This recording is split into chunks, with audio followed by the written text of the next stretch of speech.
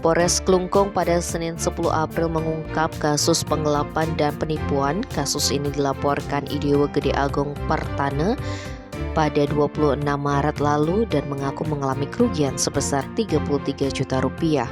Kapolres Klungkung AKBP Inengah Sadiarte didampingi Kasat Reskrim Polres Klungkung, Ibtu Arung Wiratama mengatakan dari kasus penipuan dan penggelapan itu berhasil diamankan satu orang pelaku berinisial SDK, 42 tahun asal desa Doropeti, Kecamatan Pekat, Kabupaten Dompu, NTB.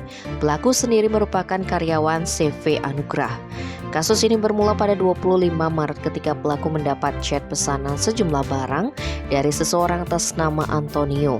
Barang-barang itu pun dikirim ke Benoa, Badung dan sedianya dibayar tunai setelah barang tersebut diterima Antonio.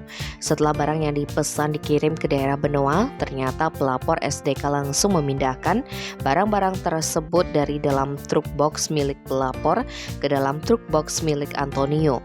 Tapi barang-barang pelapor tidak ada dibayar oleh orang yang mengaku sebagai Antonio. Hal itu membuat pelapor mengecek langsung sehingga diketahui ternyata tidak ada yang bernama Antonio, melainkan terlapor SDK sendiri yang mengaku bernama Antonio. Untuk mempertanggungjawabkan perbuatannya, SDK dijerat pasal 378 KUHP pidana atau pasal 372 KHUAP pidana tentang penggelapan dan penipuan dengan ancaman 4 tahun penjara.